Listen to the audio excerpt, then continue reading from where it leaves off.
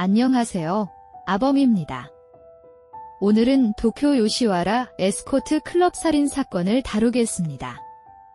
아범이 다크한 나이트메어로 초대하겠습니다. 나이트메어 시작하겠습니다. 2023년 5월 5일 도쿄 다이토구 요시와라 유흥가 중심부의 고급 클럽 Y, 이곳은 여자친구 체험을 제공하며 환상을 파는 공간으로 유명했습니다. 그러나 그 환상은 한 남자의 집착을 불러일으켰고 결국 돌이킬 수 없는 살인으로 이어졌습니다. 조용히 열렸던 서막은 비극의 서두였습니다. 클럽 Y 대기실. 챙이 낮은 모자와 마스크로 얼굴을 가린 남자가 앉아 있었습니다. 그는 손을 불안하게 모으고 있었고 방 안 공기는 무겁게 가라앉아 있었습니다. 직원은 예약자 안도라는 이름을 확인했으나 그는 사실 출입이 금지된 전적이 있던 인물이었습니다. 본명은 이마이 유타카. 과거 문제를 일으켜 쫓겨났지만 변장을 하고 다시 돌아온 것입니다. 이번 그의 목적은 단순한 만남이 아니라 이미 결심된 폭력이었습니다. 곧 등장한 여성, 클럽 Y의 최고의 에스코트 레이라. 그녀는 환하게 웃으며 자신을 소개했지만 남자의 얼굴을 보는 순간 표정이 굳었습니다. 이마이 씨, 여긴 출입 금지 아닌가요? 짧은 한마디가 공기를 갈랐습니다. 그는 무릎을 꿇고 정말 미안합니다. 단 한 번만 더 뵙고 싶었습니다. 라며 고개를 숙였습니다. 사과의 몸짓 뒤에는 절망이 숨어 있었습니다. 그의 주머니 안에는 날선 칼이 들어 있었고 선택의 순간은 다가오고 있었습니다. 이마이는 단순한 고객이 아니었습니다. 2022년부터 클럽 Y를 드나들며 레이라에게 강하게 집착했습니다. 한 달에 한두 번이던 방문은 점점 늘었고 수백만 엔의 빚까지 지며 그녀를 찾았습니다. 그러나 그가 얻은 건 연기된 애정뿐이었습니다. 경계 없는 친절은 외로운 그의 가슴을 파고들며 현실과 환상의 경계를 무너뜨렸습니다. 반복되는 예약 취소와 얼굴만 보고 떠나는 행동은 결국 클럽의 경고를 불렀습니다. 배제된 순간 그는 끝없는 다크 속으로 빠져들었습니다. 2023년 5월 5일 그는 다시 돌아왔습니다. 모자와 마스크로 정체를 숨기고 가짜 이름으로 예약을 한 채 대기실의 의자는 신문실처럼 차갑고 딱딱하게 느껴졌습니다. 벽시계의 초침은 불길하게 울렸고 안내를 받아 들어간 방은 문이 닫히자마자 감옥처럼 변했습니다. 레이라와 마주한 순간 긴장과 공포가 뒤섞이며 공간의 공기를 짓눌렀습니다. 잠시 정적이 흘렀지만 그 정적은 곧 파국을 예고하는 침묵이었습니다. 레이라는 차갑게 그의 이름을 불렀습니다. 이마이 씨, 다시는 보지 않기로 하지 않았나요? 목소리는 날카로웠고 오래된 상처를 꺼내는 듯 했습니다. 그러나 그는 절박했습니다. 오늘이 마지막입니다. 단 한 번만. 이 떨리는 목소리와 흔들리는 눈빛 뒤에는 차갑게 준비된 선택지가 숨어 있었습니다. 살해와 자멸. 그 어두운 결말은 이미 그림자처럼 방 안구석에서 기다리고 있었습니다. 이마이는 무릎을 꿇고 바닥에 이마를 대며 절박하게 용서를 구했습니다. 그러나 레이라는 흔들리지 않았습니다. 그녀는 이미 이 상황이 위험하다는 것을 직감했습니다. 개인실의 공기는 무겁게 가라앉고 방 한쪽의 거울은 두 사람의 왜곡된 모습을 비추었습니다. 거울 속 남자의 얼굴은 욕망으로 일그러져 있었고 여성의 얼굴은 차갑게 굳어 있었습니다. 그 대비는 끝없는 다크의 심연을 떠올리게 했습니다. 화장실로 향한 이마이, 발걸음은 느리지만 주머니 속 손가락은 단단히 칼자루를 움켜쥐고 있었습니다. 거울 앞에 선 그는 자신을 응시하며 속삭였습니다. 여기서 나가면 다시는 기회가 없어. 그렇다면 결심은 점점 굳어졌습니다. 바닥의 타일은 차갑게 반사되며 그의 흔들리는 눈빛을 더 더욱 불안하게 비쳤습니다. 방 안에는 보이지 않는 압박이 짙게 드리웠습니다. 개인실 문 밖, 직원들은 아무 일도 모른 채 다른 고객을 맞이하고 있었습니다. 그러나 좁은 방 안에서는 시간이 멈춘 듯 긴장감이 흐르고 있었습니다. 이마이는 칼을 꺼내 들고 화장실 문을 열었습니다. 방으로 들어선 순간 레이라는 놀란 눈빛으로 그를 바라보았습니다. 짧은 침묵 후 어둠은 행동으로 터져나왔습니다. 끝없는 다크가 그 공간을 집어삼킨 순간이었습니다. 방 안의 소음은 외부에 닿지 않았습니다. 클럽의 화려한 조명과는 달리 이 좁은 공간은 절망의 무대가 되었습니다. 이마이는 레이라를 향해 돌진했고 피할 틈조차 없던 그녀는 차갑게 바닥에 쓰러졌습니다. 곧 이어진 정적은 더욱 무겁게 드리워졌습니다. 그는 피로 물든 방 한가운데 서서 자신이 만들어낸 파국을 바라보았습니다. 청취자 여러분, 이 순간 인간의 집착이 어디까지 갈 수 있는지를 보여주는 장면이었습니다. 사건 직후 복도는 여전히 평온했습니다. 그러나 개인실 안에서는 이미 한 생명이 끊어지고 있었습니다. 레이라는 바닥에 쓰러져 힘겹게 숨을 몰아쉬었고 이마이는 멍하니 그녀를 바라본 채 움직이지 못했습니다. 그는 15분 가까이 그 자리에 서 있었습니다.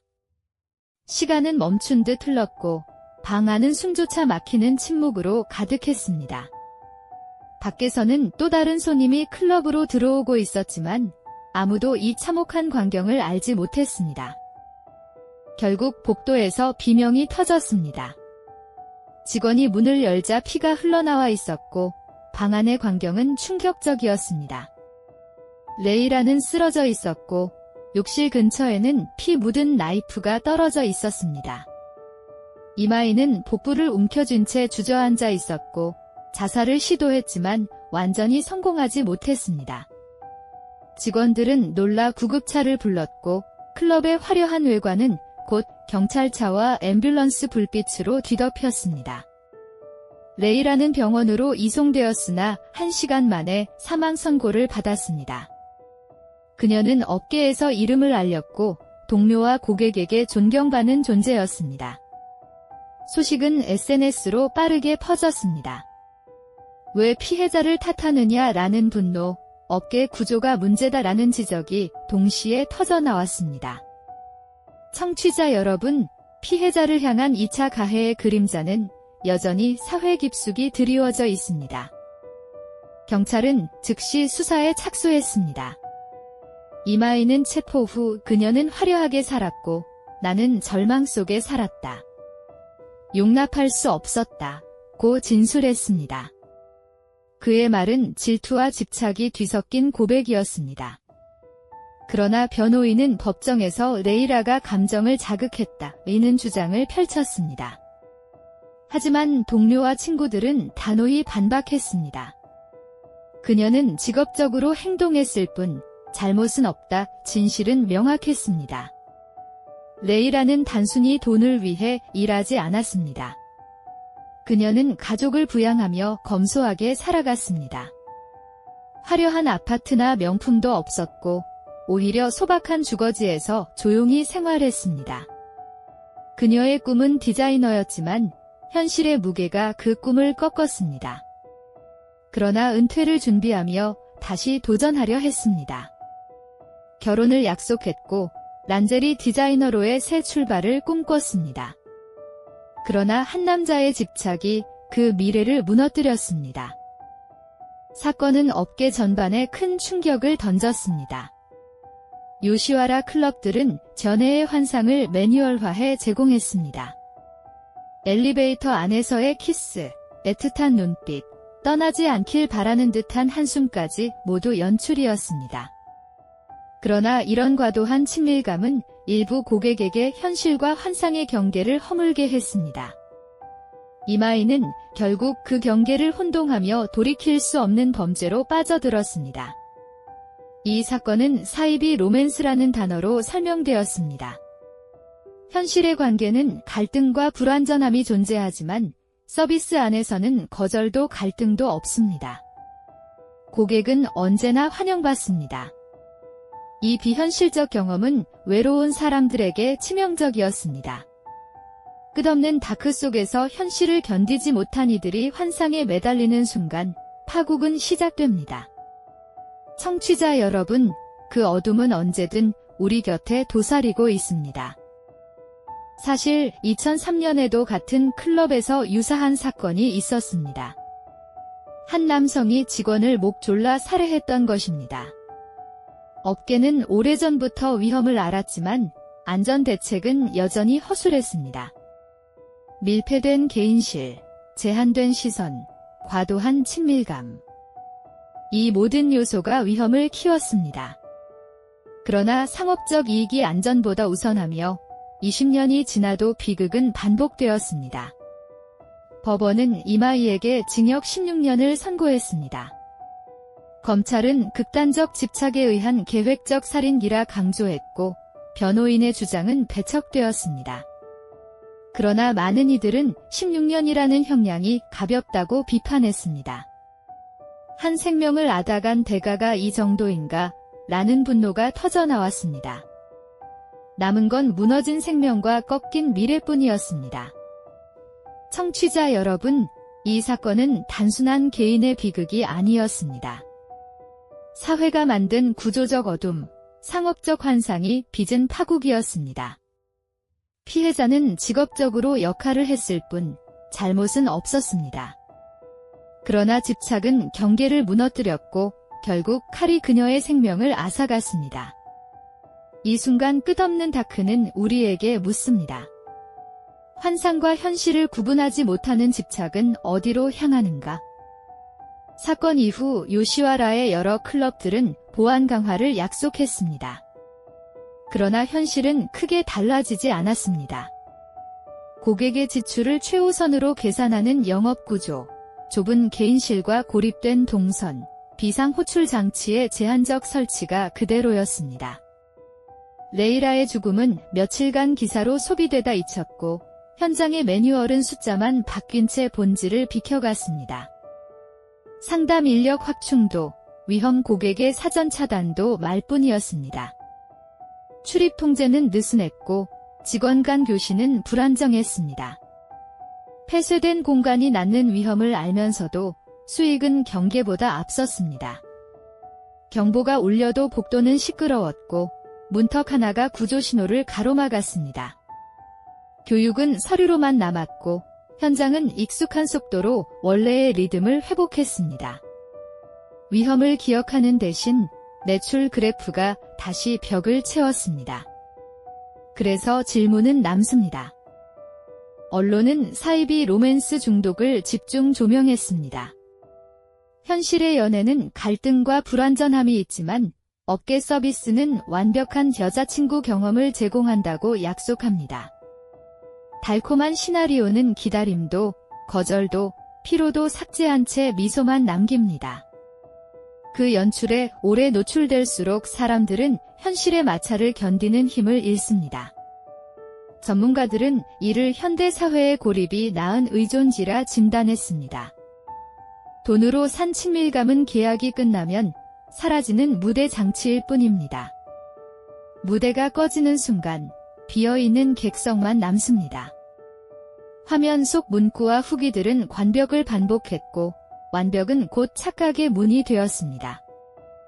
사회는 외로움의 비용을 개인에게만 청구했고 서비스는 그 틈을 파고들었습니다. 경계가 무너진 자리에서 욕망은 합리화되고 합리화는 곧 파국의 설득으로 이어집니다. 그 연결고리를 끊는 일, 거기서부터 예방은 시작됩니다. 우리는 그 사실을 잊지 말아야 합니다. 이마희의 삶을 들여다보면 그림자는 더 짙어집니다. 회사 기숙사 방은 7제곱미터도 안 되었고 침대와 TV, 낡은 전기주전자만이 공간을 채웠습니다. 그는 퇴근 후 사람을 피했고 누구도 그의 얼굴을 기억하지 못했습니다. 주말에는 같은 편의점, 같은 통로만 반복해서 걸었습니다. 외로운 방에서 유일한 탈출구는 클럽와이였습니다. 레이라는 그에게 처음이자 마지막으로 다가온 따뜻한 존재처럼 보였지만 결국 그것조차 돈으로 연출된 환상이었습니다. 그는 현실의 삐걱거림을 피하고 깔끔하게 윤색된 친밀감만을 찾았습니다. 그렇게 길들여진 상상은 경계를 흐립니다. 오늘만, 이번만이라는 자기 합리화가 이어지고 소비는 중독을 닮아갑니다.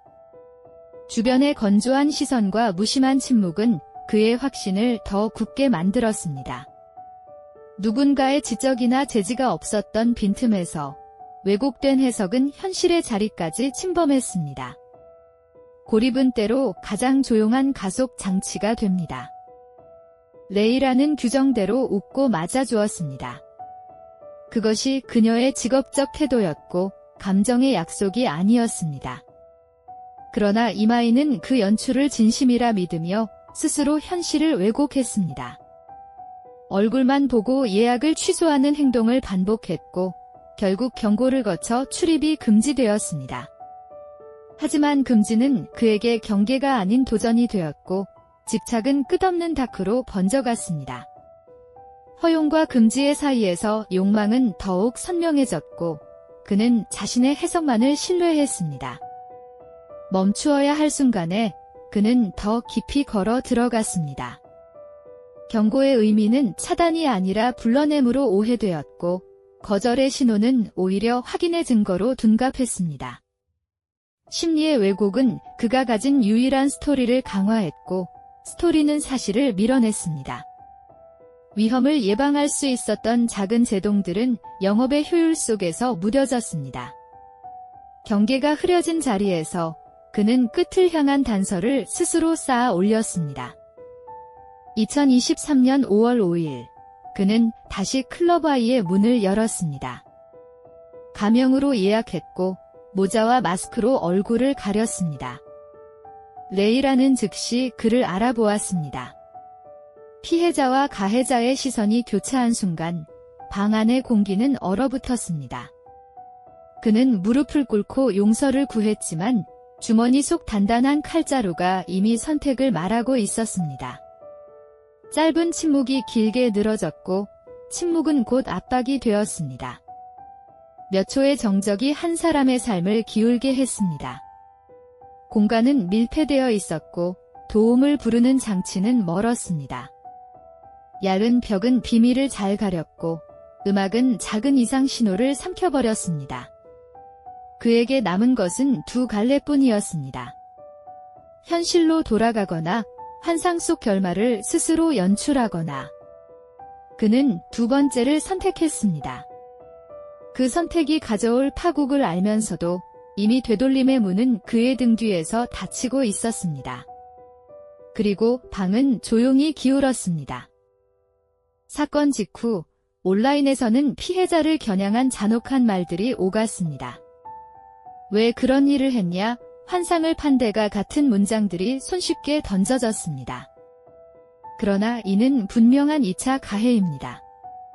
그녀는 가족을 부양하며 검소하게 살았고 은퇴를 앞두고 있었습니다. 누군가는 그 삶을 값싼 논리로 지웠습니다. 피해자를 2번 죽이는 사회적 습관, 그 어둠이야말로 우리가 마주할 적입니다. 비난의 칼끝은 언제나 약한 쪽을 향했고 상처는 기록보다 오래 남았습니다. 우리는 그 말의 방향을 바꿔야 합니다. 질문은 피해자가 아니라 위험을 방치한 구조와 그 구조를 외면한 사회를 향해야 합니다. 추모의 언어는 보호막이 되고 피해 책임의 전가는 다시 폭력이 됩니다. 멈춤을 배워야 합니다.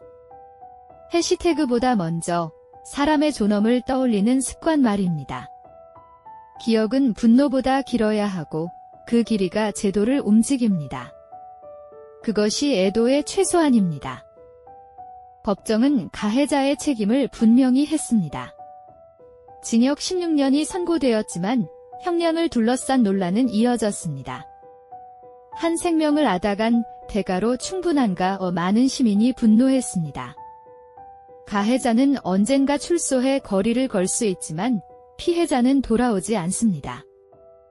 정의의 저울은 어디까지 균형을 찾을 수 있을까요? 남은 가족의 상실, 공동체의 불안, 업계의 안전 공백은 숫자로 환산되지 않습니다. 우리가 원하는 정의는 단지 형량의 길이가 아니라 재발을 막는 실질적 장치입니다. 출소 후 관리 체계, 위험 신호 공유, 접근 금지의 현실화, 피해자 지원의 장기화가 함께 가야 합니다. 형량 논쟁 뒤에 가려진 빈칸을 채우지 못한다면 판결문은 종이 위에서만 무게를 가질 뿐입니다. 정의는 선언이 아니라 설계입니다.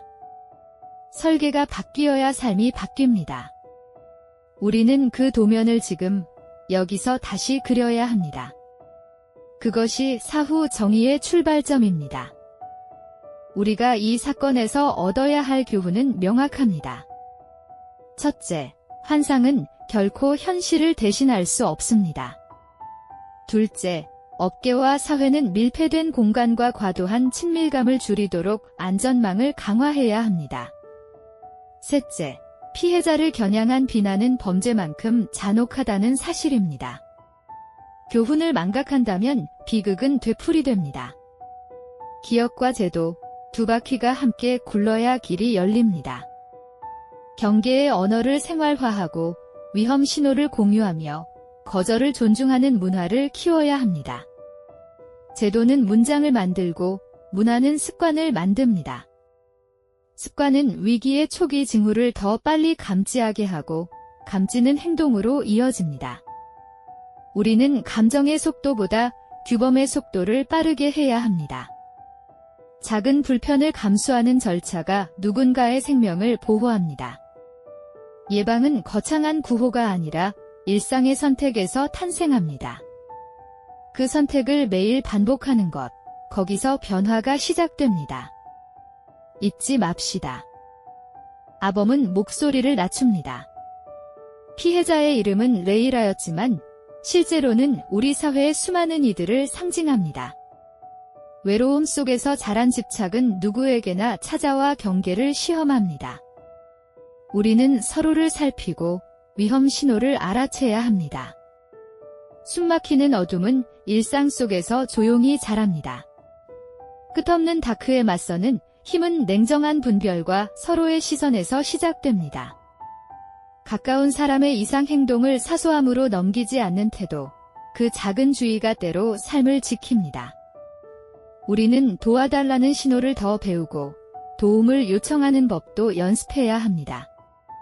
괜찮다는 말 뒤에 숨은 균열을 보려는 시선, 도움을 청했을 때 비난하지 않는 분위기, 실패한 관계를 조롱하지 않는 문화가 필요합니다.